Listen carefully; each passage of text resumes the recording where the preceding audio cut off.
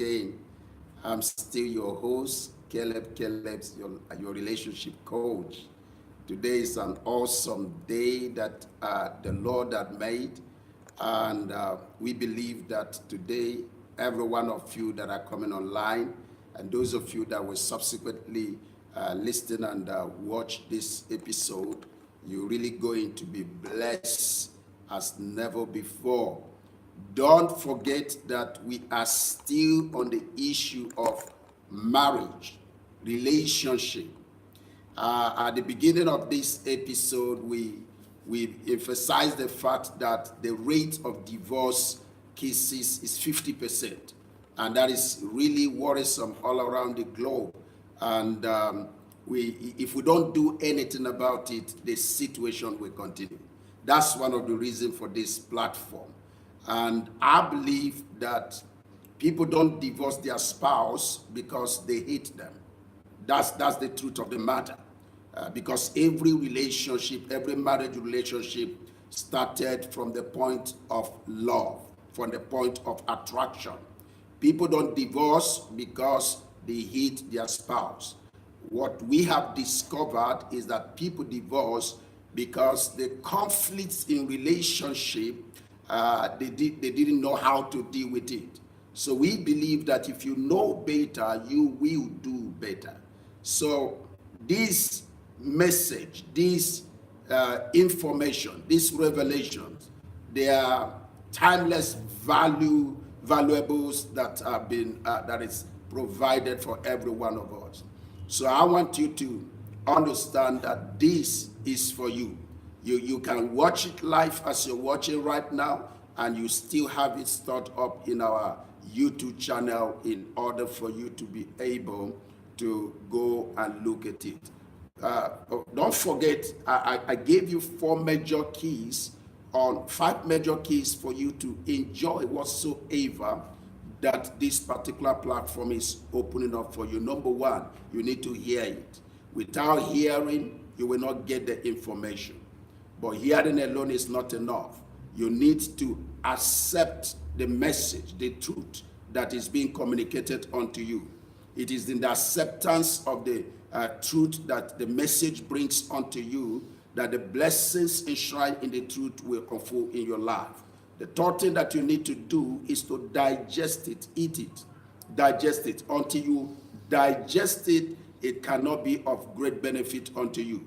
Practice it is the first step. You need to practice this particular truth. Don't tell me that it's not working when you're not working it. You get to work it. Your marriage, your relationship will not work until you work it. You don't just get relaxed on yourself and said, well, I'm married, and nothing can happen to my marriage. It doesn't work like that. I've seen 25 years, I've seen 30 years old marriages break up in the face of the people who have been together for 30 good years. So you need to practice the truth and teach it. The more you teach it, the more you partnership with us in order to reduce the rate of divorce. Now, having done that, I want you to understand. Last 2 weeks, and the last 2 episodes, we took some time to look at what is it that attracts a man to a woman, and what is it that attracts a woman to a man. We've dealt with that. You need to look at episode 4 and 5. They dealt with that particular issues. But today, we're looking at something that is very vital. It might look not too exciting to those who are married, but I want you to get back to it. Understanding marriage. Understanding marriage. I believe that if you understand what marriage is all about, you will be able to go through, navigate over every challenges that you have in marriage. Because the greater percentage of people who are married, they don't even know what marriage is all about. It's not what you think that marriage is. You need to find out yourself. Maybe that simple key, understanding, can unlock the challenges that you're having today. And for those of you that are not yet married and you're planning to marry, this is a good my truth for you. By the way, one of my sons is going to get married in less than no time. I mean, it's a revolution. These are marriages that cannot break because I believe that they are eating from the truth that is being communicated. Okay, so let's look at it. Understanding marriage. What is it all about? Follow me and let's read together from the book of Matthew chapter 19. Book of Matthew chapter 19. If you've been on this platform, you know that I love this message of Jesus. Where else can we get the truth except the one that have given us the institution himself? Now in Matthew chapter 19 from verse 3 said, the Pharisees also came unto him, tempting him and saying unto him, is it lawful for a man to put away his wife for every cause? Is it lawful? They were trying to find out, is it lawful for a man to divorce his wife for every cause? Jesus answered them. He said unto them, have you not read? Very powerful principle. Have you not read? In other words, you need to have knowledge. Have you not read that he which made them at the beginning made them male and female, and said, for this cause shall a man leave father and mother, and shall cleave unto his wife, and they two shall be one flesh. Verse 6 says, wherefore they are no more two or twine, but one flesh. What therefore God hath joined together, let no man put asunder. Then in verse 7 is where I want you to take note again. They said unto him, why did Moses then command to give a writing of divorcement and to put her away? Verse 8, he saith unto them, Moses, because of the hardness of your hearts, permitted or suffered you to put away your wives, but from the beginning it was not so. From the beginning it was not so. In other words, there was a particular marriage that was there in the beginning, and there was another modified marriage that Moses gave unto the people because they could not bear, they were not able to handle the original marriage. I'm coming back to that, but let's get down into it. What is marriage?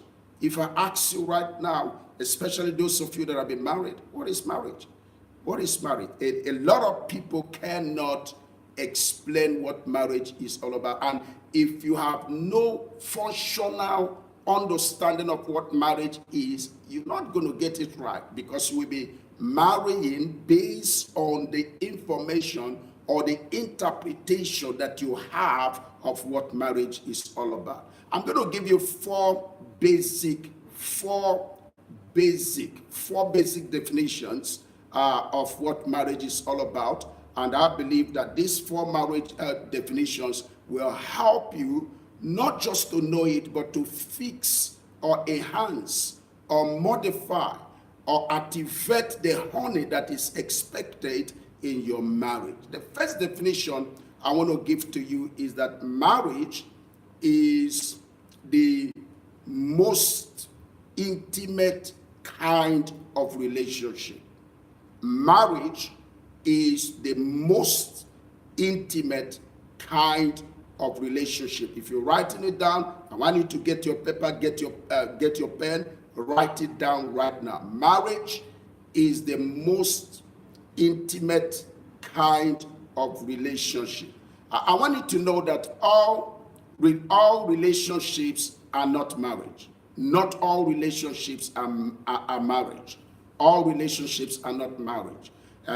If you know something about relationship, you will understand that the moment you start getting involved with someone else in any area of life, be it business, be it work, be it in church fellowship, be it, the moment you start getting involved with someone, you are already in relationship with that person.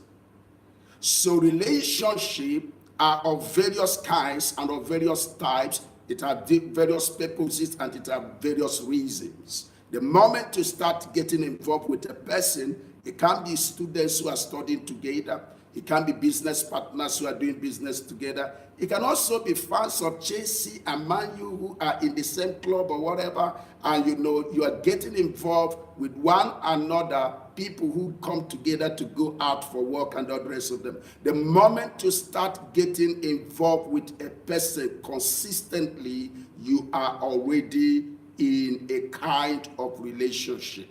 So not all relationships are marriage, and not all relationships are marriage. Not all relationships are marriage.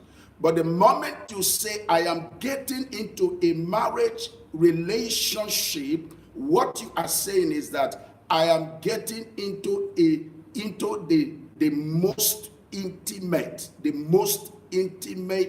relationship with someone else. Marriage is the most intimate relationship. It's different from every other kind of relationship. It's the most intimate kind of relationship. I'm still emphasizing that, because if you don't understand that, you might have problem in your marriage. Whether you're married now or you're going to marry later, I promise you, if the foundation is faulty, there is nothing you can do about it. So many people violate principles and they keep on praying. Grace cannot cover you when you violate principles. There are principles that regulate marriage. When you follow those principles, your marriage will go on to the level that it is expected. There's a manual that is given to regulate marriage. And one of it is that marriage is the most intimate kind of relationship.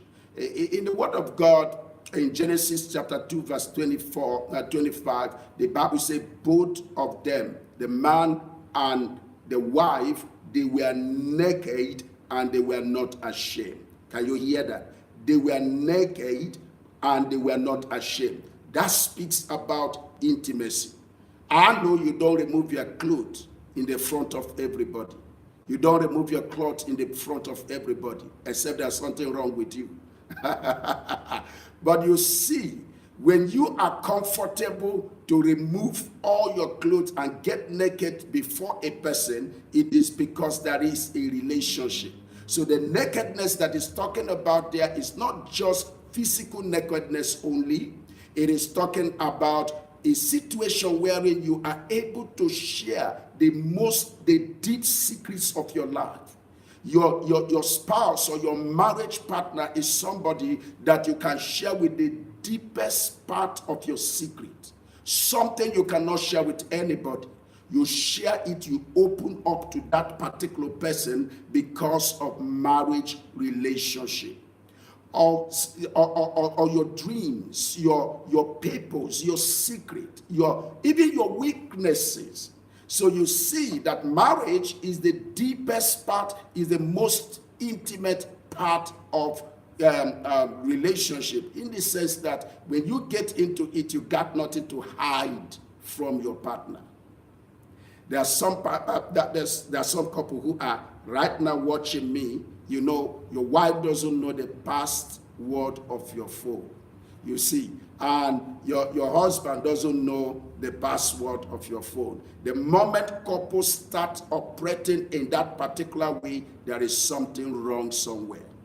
I understand that at a particular level, some couple have started that way, in a sense that they can give their wife their phones and they can open it, but along the line, somebody begin to read what is not there, or somebody begin to do something that the other one should not see. So the introduction of password begin to come. People begin to hide their phones. But in a real marriage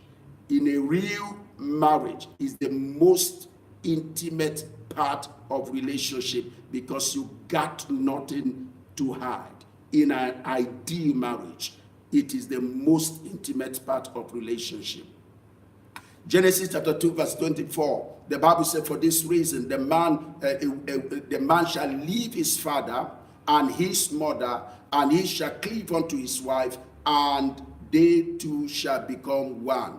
Can you understand that dimension? A dimension wherein you leave your father, you leave your mother. By the way, that's the most intimate kind of relationship you are expected to have ever before you got married. Your father, your mother, your parents, those who brought you up, they know you. You can open up to them. You can tell them anything in an ideal situation. Your parents and your parents are the most intimate person that you can open things to. But you see, the moment you step into marriage, your parents have to step down from that particular situation or position, and your spouse have to be upgraded into that place. It is the most intimate in the sense that you open your heart and bring your spouse into a place wherein you cannot bring any other person. Marriage is the most intimate. I got to say that because remember, I'm dealing with ideal marriages. Because somewhere along the line in the future, I'm going to deal with other kinds of marriages, situation whereby your marriage is not ideal, how you need to get to it. But right now, I am dealing with ideal kind of marriage, a situation whereby both the man and the woman, both of them are in the same level and they really understand themselves. So marriage is the most intimate kind of relationship. I don't know whether that can change your relationship right now. The present and the current problem you have may be that you are not opening up to your spouse. It could be that you are doing something that your spouse need not to know. It could be that your spouse also may have become so suspicious and so jealous that he reads meaning into things that are not there, and then you begin to close up. You see, the moment that begins to happen, it is because the relationship is having problem. The key to solve that particular problem is communication. Communication is the life wire of your relationship. Somewhere along the line in this platform, I will take up the aspect of communication and deal with communication in marriage. But I want you to understand that in ideal marriage, marriage is the most intimate kind of relationship. The second definition I want to give to you that will help you fix every kind of problem, that some kind of problem that are arising in that relationship, is that marriage is the consummation of the deepest force of love. Marriage is the consummation of the deepest force of love. Don't forget the first definition. The marriage is the most intimate kind of relationship. The second definition I'm bringing to you is that marriage is the consummation of the deepest force of love. You know, I love Greek language because Greek language is richer than English language. In the English language, we are limited, but in the Greek language, they have various vocabularies to describe different kinds of love. Because in English, we just have love. Love is just love. But in Greek, we have up to 5-6 different kinds of words that defines different kinds of love. In other words, there are different kinds of love and there are different levels of love. You have in what they call eros in Greek calls eros. That's romantic love. You know, tomorrow is Valentine. There's a lot of eros flying here and there. You understand? It's all about chemicals. It's not real because by the time the weekend is over, that kind of love have vanished from the air. You know, it's eros, it's attractive, it's chemical. That's what Greek calls eros. It's a kind of love wherein you are attracted to somebody. But there's another kind of love they call philo. Philo is friendship love.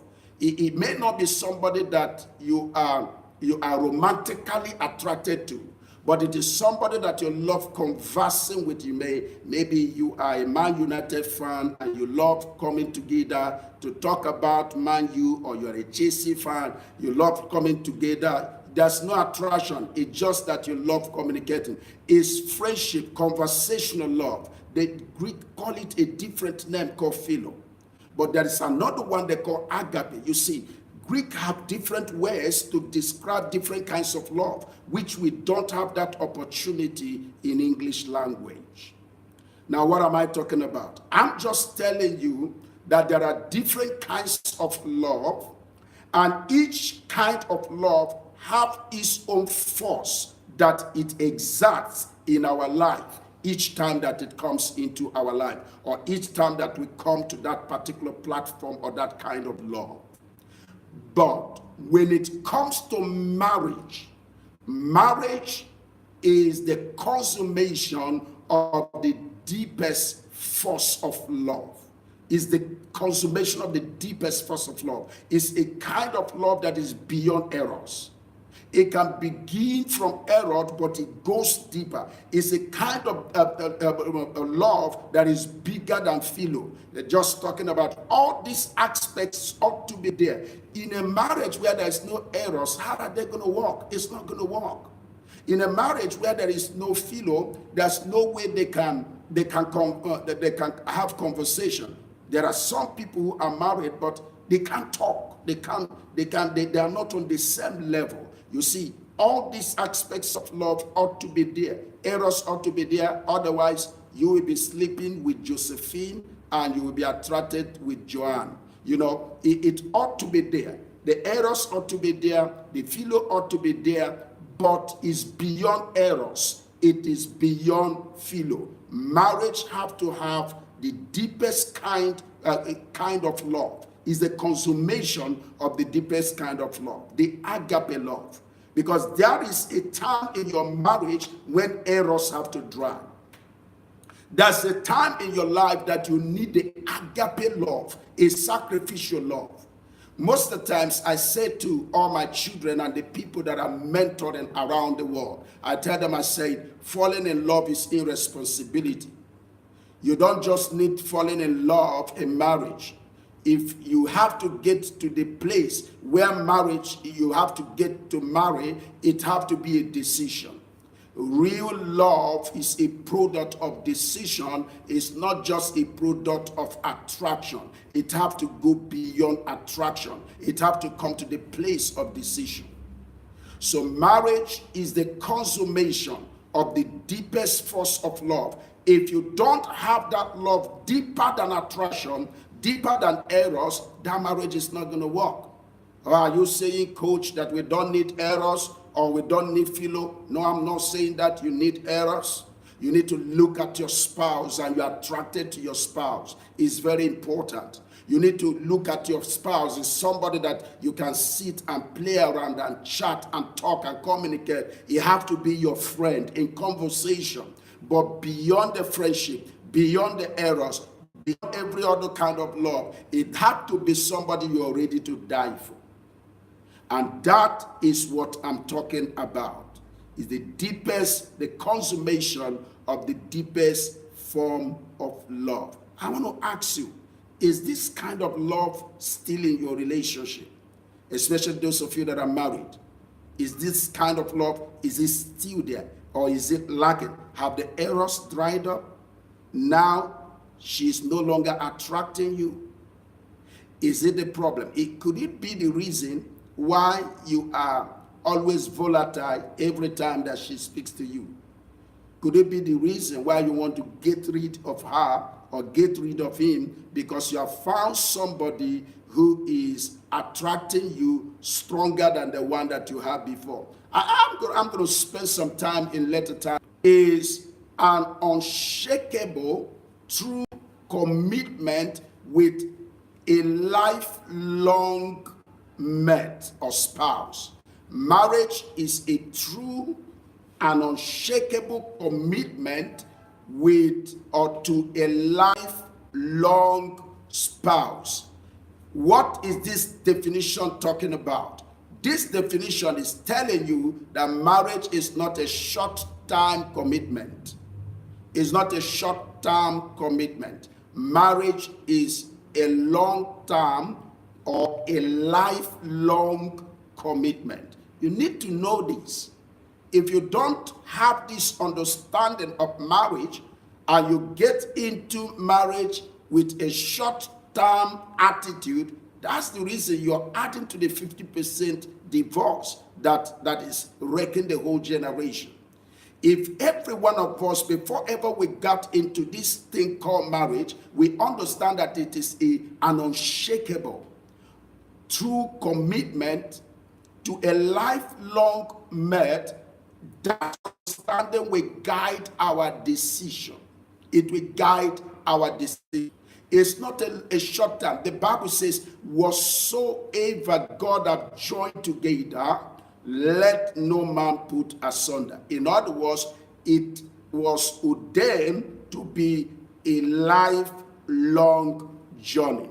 Baby, I want you to know, before you say I do, it means that you're going to continue doing until you die. That's the truth of it. That's the truth of it. Our generation cannot renovate it. Our generation cannot reset the principles of marriage. This attitude will help you to know how to get into it and to stay into it.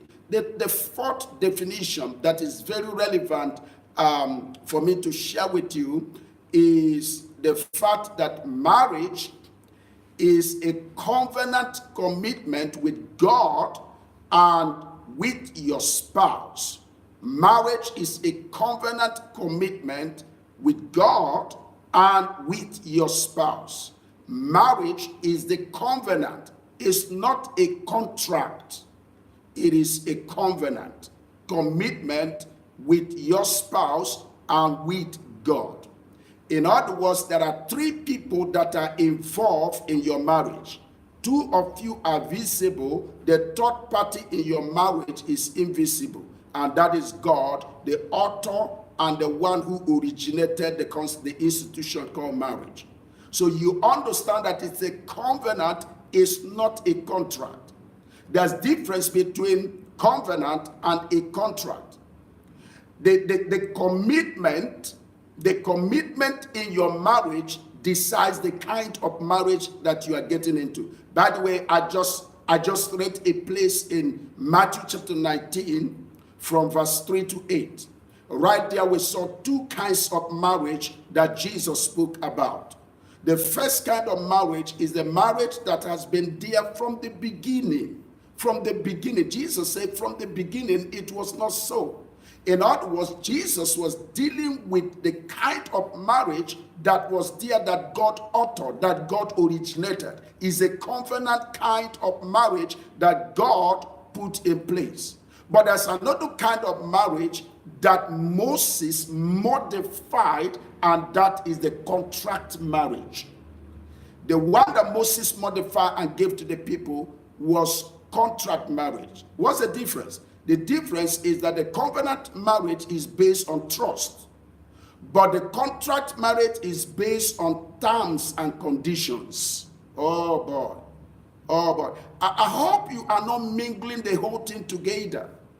The covenant kind of marriage is based on love, but the contract kind of marriage is based on suspicion. It is based on distrust, because two people they suspect themselves, they take an oath and vows in order to limit their activities and their actions in it. Child of God, or wherever you are, or spouse watching me right now, I want you to look at your marriage again. 4 definitions that can help you to decide. Put your marriage right now on the scanner on this particular 4 truths that is given to you. Is your marriage enjoying these 4 basic things? Is your marriage right now, in your marriage, is it the most intimate relationship in your life? Or do you have other more intimate relationship? Do you have somebody who is more intimate into your life than your spouse? That could be the reason why you're having problem. That could be the reason why you are failing to love who you have, because the grass is always greener on the other side. But don't forget that wherever the grass is always greener, the water bill is also higher. It is true. It is true. You might be blaming your spouse. She's not responsible. She's not trustworthy. When your heart is not in your marriage, you find faults. But when your whole heart is in your marriage, love covereth multitude of sins. I'm not saying that she's not or he's not doing all that you're accusing him or her, but I want you to understand that your heart needs to be right first before ever you can actually find what is wrong with your marriage. The second thing I want to ask you right now, is the love dried up? Is the error still in your love, in your marriage? Is the philo still in your marriage? Is there any agape? Is it still attractive? Listen to me. You can restore your errors. Who said you cannot? You can restore your errors. You can repackage your spouse again and make your spouse more attractive if you bring back your whole heart into that particular relationship. You can restore your errors. The third thing I want to ask you, are you into that marriage looking for opportunity to escape? Or is it a lifetime? The reason, the way that you repair your marriage is different from when you are trying to replace your spouse.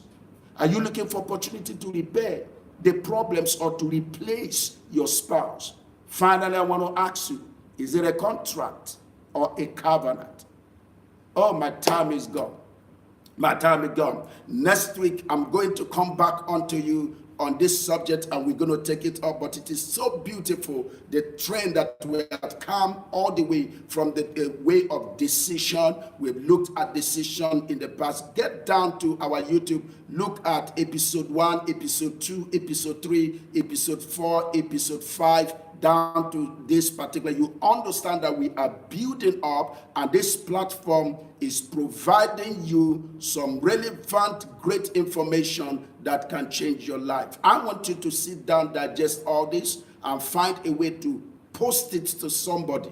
Post it to somebody. Just post it to somebody. Subscribe also and click on that particular bell so that you will have a notification the next time we are online. But till I meet you again, don't forget, it is F.I.N.D relationship platform with Apostle Caleb as your relationship coach. Keep on enjoying your marriage.